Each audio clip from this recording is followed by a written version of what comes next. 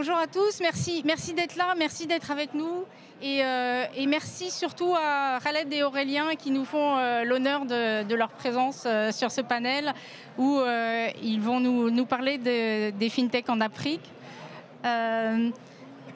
Khaled Benjilani, qui est partenaire d'Afrique Invest, membre du COMEX d'Afrique Invest et qui travaille sur l'innovation et la finance, investit en finance et sur l'innovation dans toute l'Afrique, connaît bien l'écosystème et va nous en parler. Et Aurélien nous offre un magnifique cas particulier d'une fintech qui se développe à l'allure de nombreuses fintechs africaines, c'est-à-dire très, très, très vivement, et va nous inspirer par son exemple.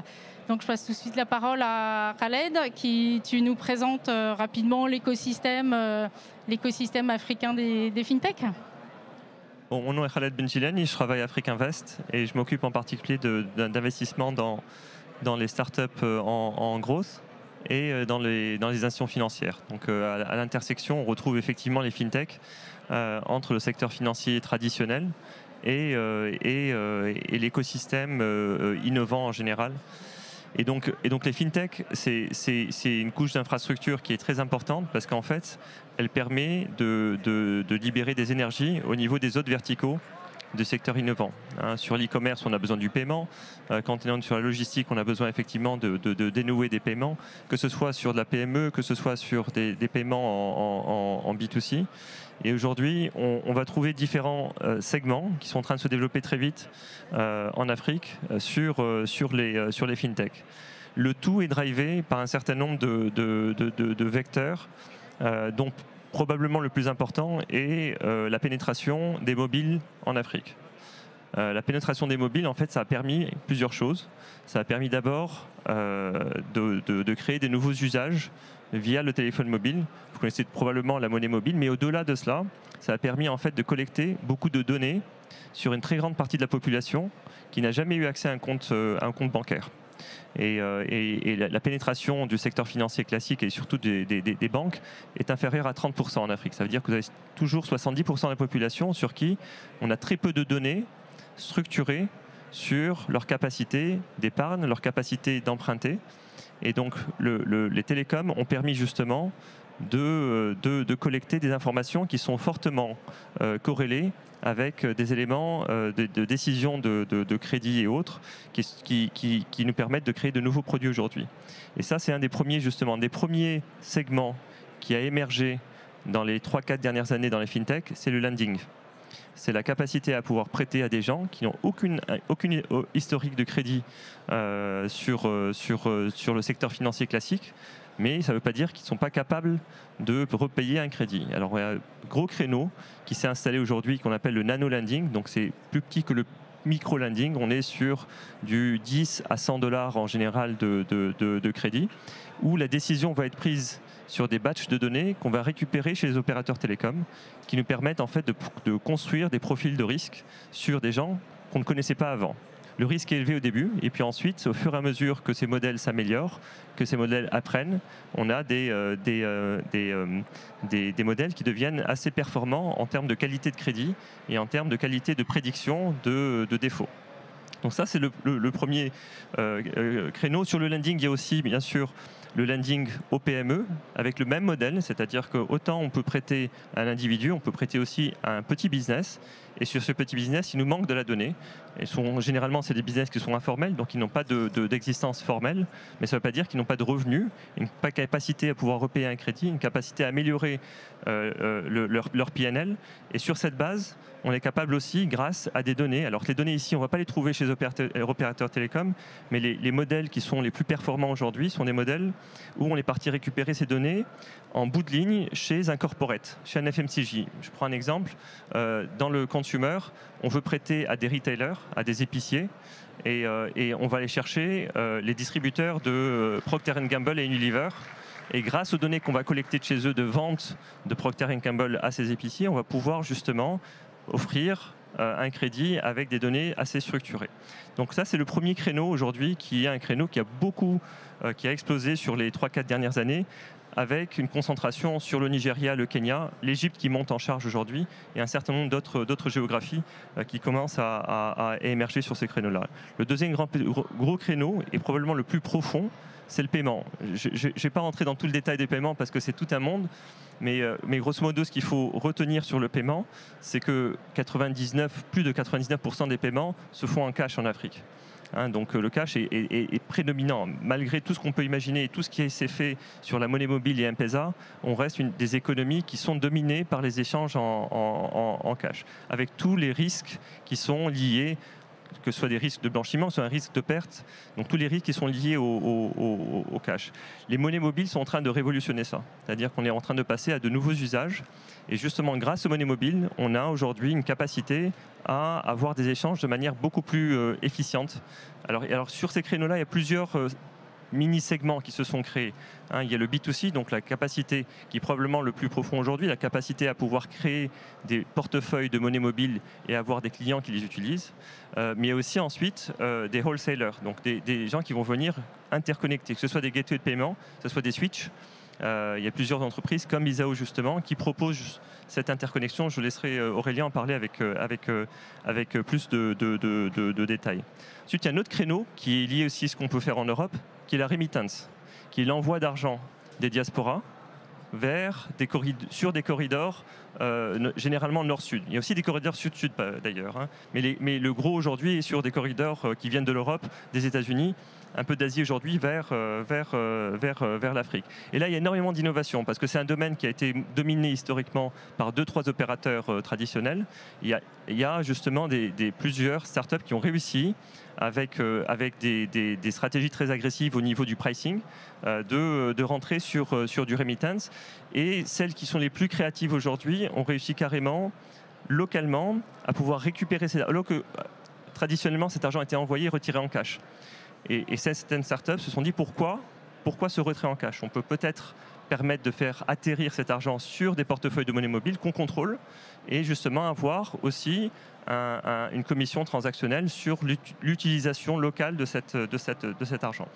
Donc la remittance est un gros sujet aujourd'hui où il y a énormément de changements et des places à prendre, des parts de marché à prendre sur les prochaines années.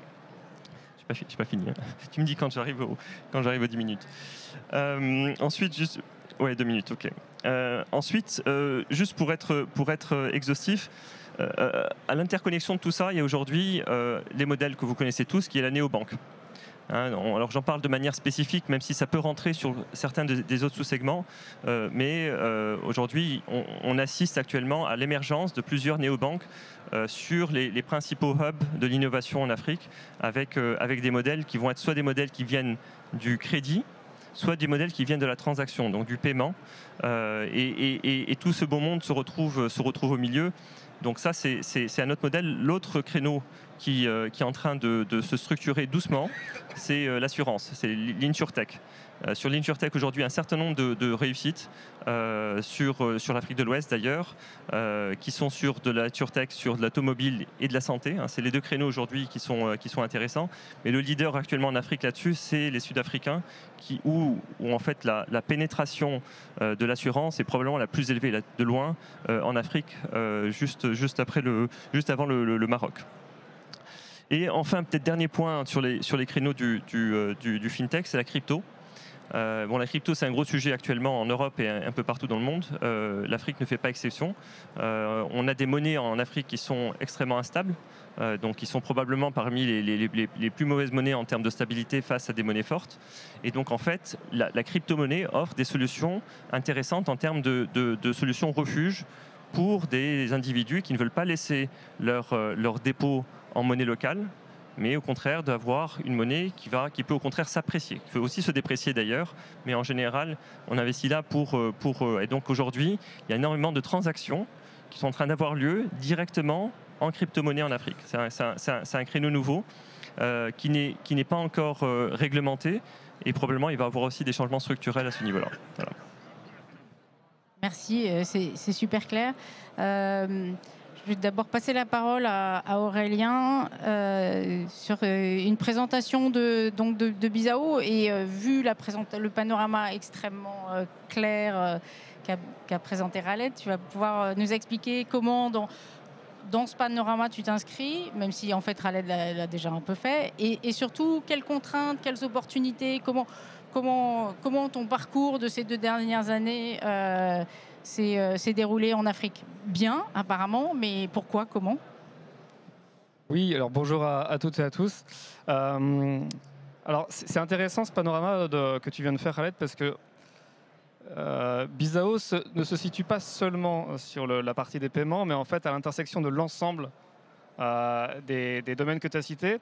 Alors je vais vous expliquer pourquoi. En fait, quand on parle de lending, quand on parle de paiement, quand on parle de rémittance, quand on parle d'insurtech, etc., à chaque fois, ce qu'il faut quand même, c'est capter de l'argent, non pas sous forme de cash, parce que dans ce cas-là, c'est compliqué. Il faut capter ça sous forme d'argent liquide, d'argent digital.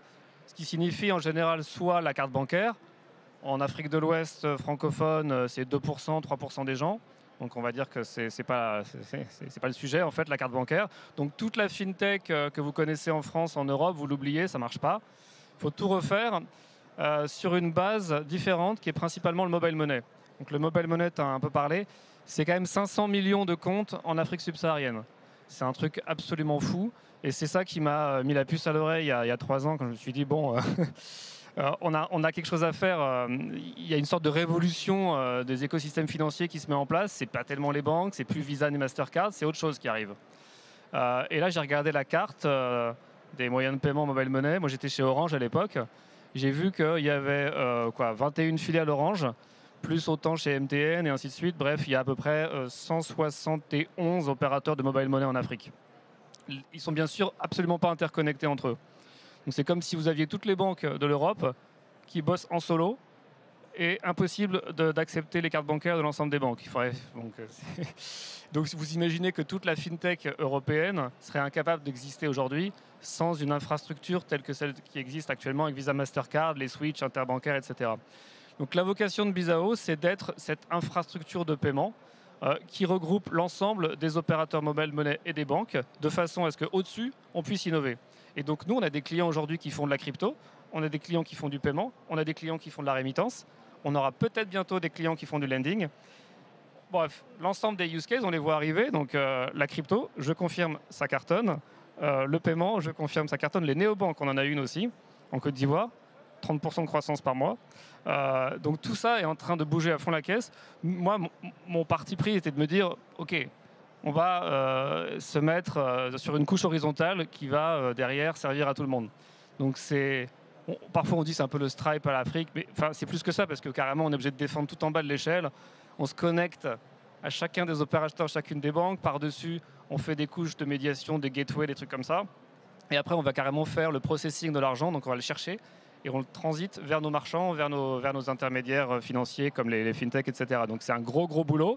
Mais en 2 ans, c'est une aventure entrepreneuriale complètement folle. On est sorti du groupe Orange dans lequel j'avais incubé ce projet en 2019. On était 8, là on est une 50aine. On se projette à une 100aine l'année prochaine.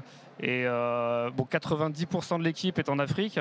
Donc c'est passionnant et en même temps un sacré... Dans quel pays, excuse-moi, pays je précise un peu, pardon. On est au Sénégal, Côte d'Ivoire principalement et historiquement. Forte croissance aussi au Cameroun en ce moment. On a aussi ouvert la RDC, le Mali, le Burkina. On va ouvrir bientôt la Guinée. Et puis l'idée c'est aussi d'aller s'étendre sur le Ghana, le Nigeria, le Maroc, la Tunisie. On démarre un business en Tunisie dans une semaine, justement. Le territoire est énorme, on ne vise pas nécessairement 100% de l'Afrique parce que ça, je crois que c'est illusoire. D'autres fintech, beaucoup plus grosses que moi, comme Flutterwave ou Paystack, l'ont déjà compris. Ils choisissent leur combat, ils choisissent les pays. Mais globalement, c'est un territoire passionnant parce qu'il y a tout à faire aujourd'hui entre plein d'acteurs qui innovent et qui ne sont pas interconnectés, des banques centrales locales qui essayent de faire de leur mieux mais qui n'arrivent pas tellement à suivre la vitesse à laquelle le marché se déploie. Et donc, la capacité pour les acteurs privés de jouer un peu ce rôle de switch.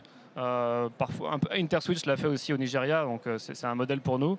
Voilà. Donc aujourd'hui, Bizao, c'est de la vision que j'en ai et de celle qu'on essaie de construire avec mes collaborateurs, une infrastructure au service de tout ça, avec des gros défis qui sont il y a le manque de régulation. Aujourd'hui, nous, on essaye de faire les choses bien, mais on n'a pas de licence parce qu'elle n'existe pas. Donc voilà, on applique la DSP2 française en se disant que si on est des bons élèves, on ne devrait pas se faire taper sur les doigts. Il y a des problèmes de sortie de devises qui sont compliqués quand on travaille avec des PSP internationaux, parce que voilà, après, on peut avoir des problèmes de conversion du franc CFA, etc. Puis après, au Nigeria, ils ont le Naira. Donc le commerce international n'est pas encore simple avec ces devises-là, et puis on a des problèmes RH, parce que voilà, on ne tape pas dans un vivier de start-up existants, il n'y en a quand même pas beaucoup, donc il faut qu'on forme les gens au métier du start-up. Et c'est pas toujours pareil. Quand vous sortez d'une banque, vous connaissez la banque, vous arrivez dans une fintech, vous prenez une grosse claque à gauche, puis une grosse claque à droite, puis un coup de boule, et après vous comprenez que waouh, c'est pas le même rythme, il faut accélérer. Donc on a eu un peu de casse et beaucoup de succès.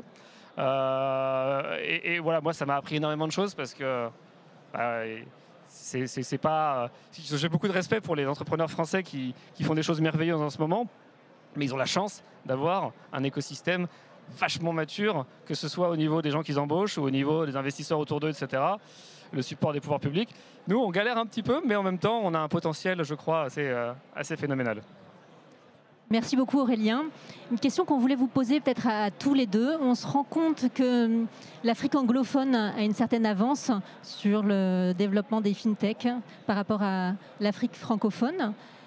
Est-ce que vous pouvez nous expliquer finalement quels enseignements on peut en tirer, notamment pour que l'Afrique francophone puisse peut-être accélérer son développement en tirant parti de l'expérience de l'Afrique anglophone? Alors, déjà, pour illustrer ça, je pense qu'il faut comprendre qu'aujourd'hui, en termes d'investissement VC en Afrique, plus de 80% des investissements vont dans 4 hubs. Donc c'est Lagos, enfin Nigeria, Kenya, Afrique du Sud et Égypte. Donc on a quand même, et effectivement, c'est tous des pays anglophones. Alors est-ce que c'est lié à la langue? Je ne pense pas. C'est peut-être lié aux lois et peut-être à une culture d'entrepreneuriat qui est différente. Bon, d'abord sur les lois, c'est vrai que dans les pays anglophones, ils ont hérité du common law, qui est en fait une loi beaucoup plus permissive et pragmatique par rapport à l'innovation. Hein, donc ce qui leur permet en fait d'avancer plus vite. Hein, quand il s'agit d'innover sur des lois, il ne faut pas constamment légiférer en fait pour faire évoluer les lois. Ensuite, il y a la réglementation. Les régulateurs, certains ont fermé les yeux en fait sur les innovations, ce qui a permis par exemple à une monnaie mobile comme M-Pesa d'émerger, alors même qu'il n'y avait pas de réglementation de la monnaie mobile. Donc ça, c'est la tolérance en fait du régulateur à l'époque. Pour un opérateur où, il faut dire, l'État était actionnaire à 35%. Donc il y avait un intérêt qui était assez aligné là-dessus. Si on regarde le cas de la monnaie mobile au Nigeria, c'est exactement le contraire. La classe politique est beaucoup plus impliquée avec les banques et ont coupé complètement la route à tous les opérateurs télécoms pour qu'ils rentrent justement sur le secteur de la monnaie mobile. Donc tout ça pour vous montrer qu'en fait les régulateurs jouent un rôle essentiel. Et les régulateurs égyptiens, par exemple, ont créé un cadre de sandbox policy qui permet aux startups de commencer petites, même si les lois ne sont pas là pour prévoir de nouveaux produits. Et ça a été reproduit dans différents pays anglophones, justement. Et enfin, le dernier point, c'est par rapport à la culture d'entreprise. La culture d'entreprise reste beaucoup plus dynamique, il faut le dire, dans les pays anglophones, avec les liens qui ont été créés surtout avec la diaspora africaine aux États-Unis, qui a permis de dynamiser ce lien, de faire des levées de fonds. Parce que les levées de fonds, même si on a levé jusqu'à septembre 3 milliards de dollars en Afrique sur des startups, la grande majorité de cet argent ne vient pas d'Afrique. Il vient d'abord des États-Unis, puis d'Europe et un peu d'Asie. Et donc il est essentiel d'avoir ces liens avec des écosystèmes beaucoup plus avancés, beaucoup plus profonds au niveau de la disponibilité de l'argent pour justement pouvoir créer des entreprises et les faire croître. Et donc le lien avec les États-Unis a beaucoup fonctionné. Je pense que à ce même titre, le lien avec la France peut fonctionner aussi sur l'Afrique francophone, à partir du moment où on a des législateurs, des régulateurs qui comprennent l'enjeu et qui soient capables d'apporter de vrais incentives pour que les entrepreneurs commencent des entreprises innovantes. Oui, et toi Aurélien, tu as choisi l'Afrique francophone dans la liste de pays que tu citais tout à l'heure. On est clairement dans l'Afrique francophone. Oui, alors je l'ai choisi. Je voudrais juste préciser tes relations avec BCEAO, BEAC. Alors, Comment ça s'est passé? La BCEAO, on les connaît bien, c'est le régulateur de la zone UMOA.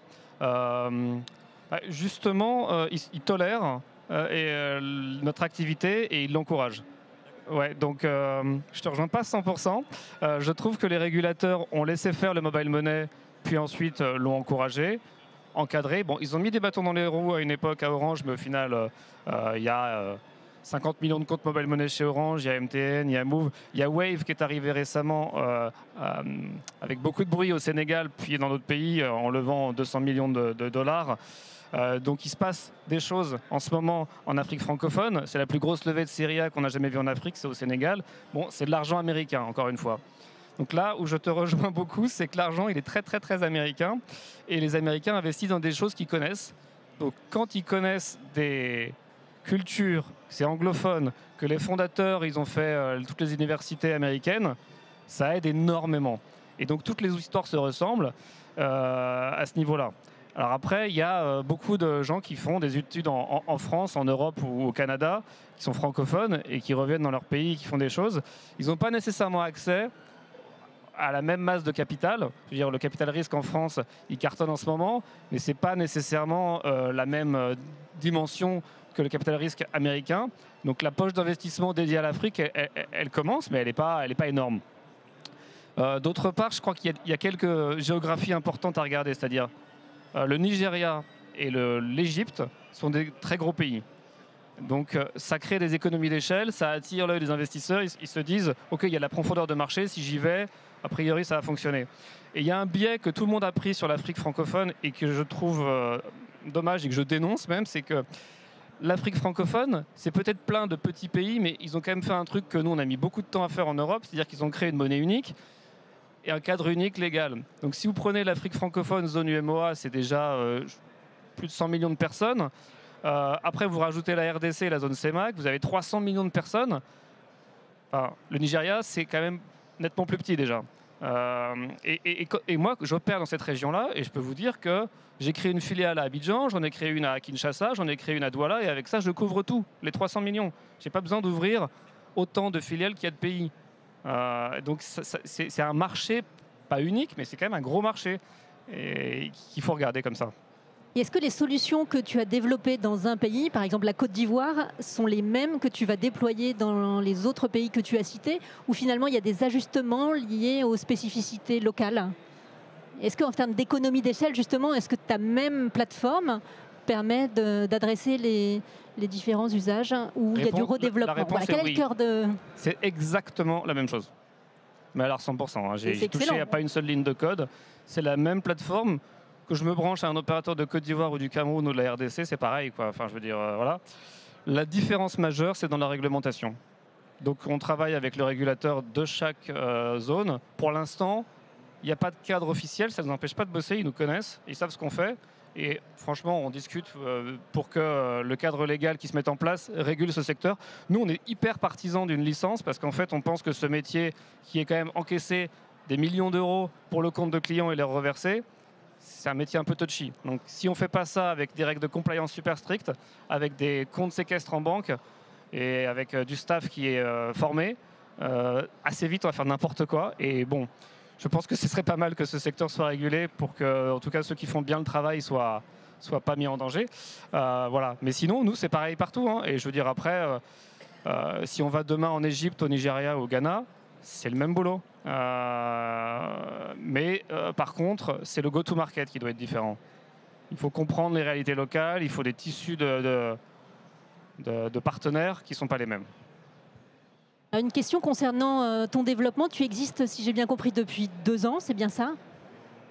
Oui. Tu ne t'es pas créé en partant de zéro. J'imagine que tu as noué certains partenariats qui ont accéléré ton développement, que ce soit peut-être d'un point de vue technique, business. Est-ce que tu peux nous expliquer, donner ton retour d'expérience, s'il y a des sociétés qui veulent se développer, quels sont, de ton point de vue, les partenariats les plus clés qui vont faire la différence sur la solution que tu proposes aujourd'hui?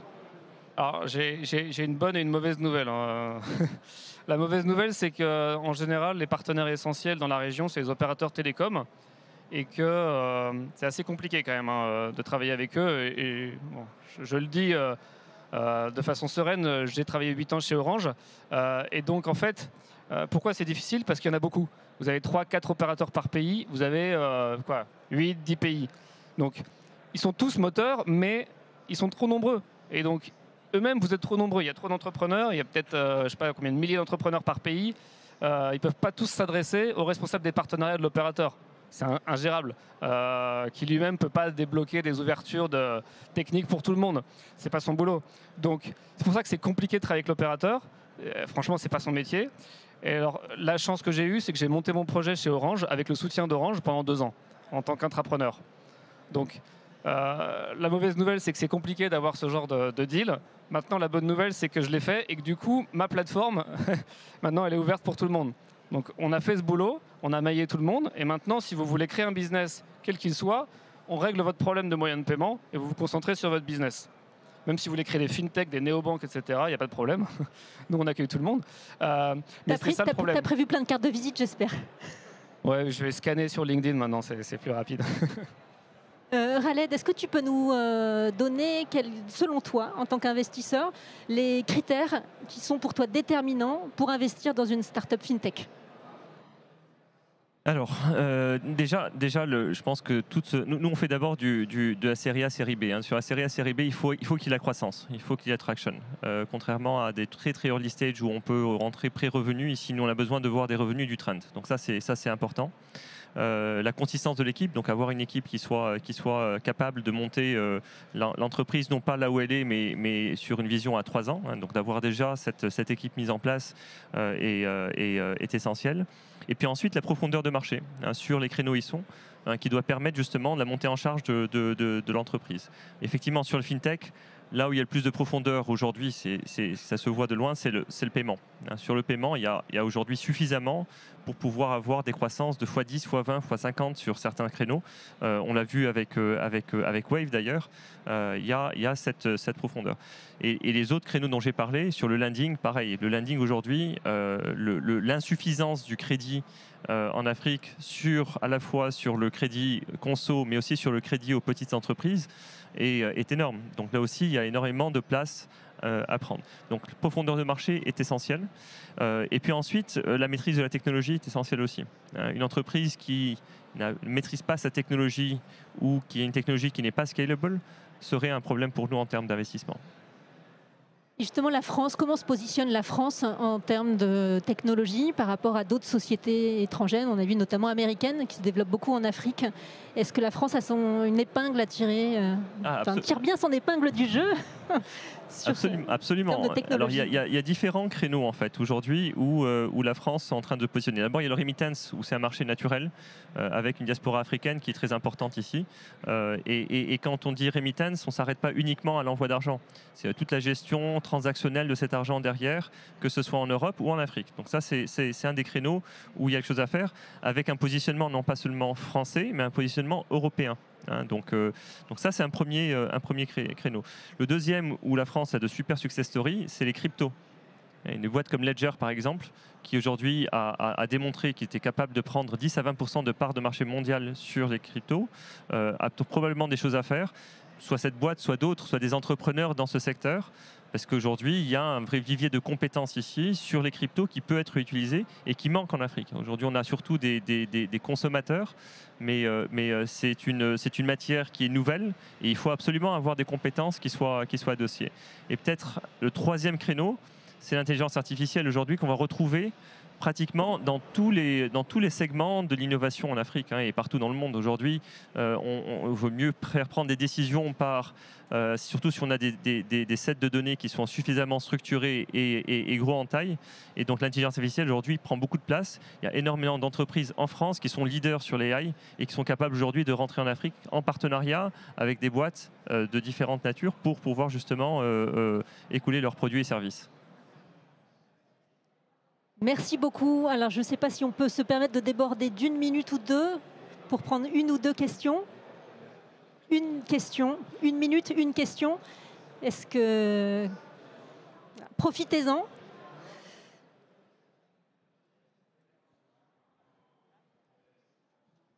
Bonjour, donc Cédric Filet de la société Aldelia.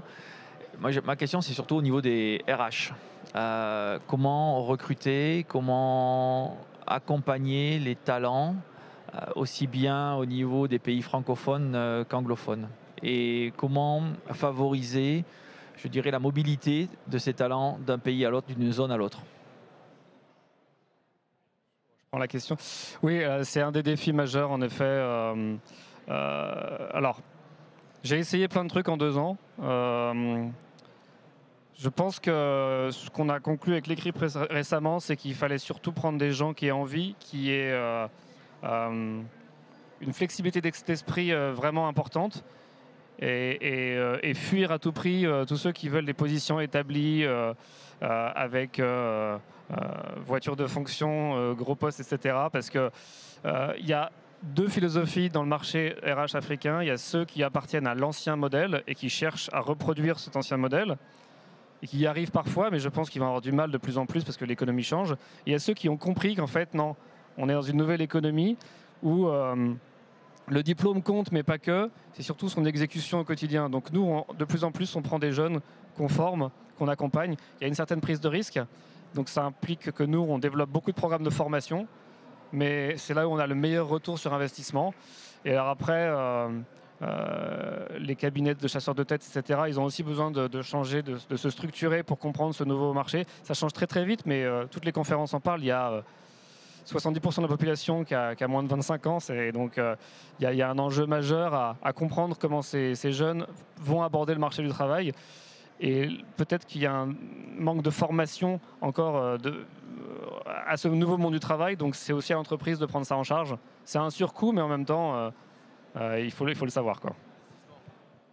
Merci beaucoup. Je crois qu'on a épuisé le temps qui nous était imparti. Je tiens à remercier infiniment Khaled et Aurélien pour le partage de leur expérience. On retient surtout en quelques mots très rapides que le marché des fintech est un marché en pleine explosion avec encore énormément d'opportunités à saisir, même si le contexte de régulation, on a vu que c'était un petit peu compliqué. Moi, ce que je retiens essentiellement aussi, c'est que les fintech, c'est aussi une opportunité extraordinaire pour les entrepreneurs qui sont peut-être encore informels pour développer encore plus leur activité, peut-être créer des emplois en Afrique pour les jeunes notamment. Donc voilà, un marché extraordinaire. Merci beaucoup. Merci beaucoup.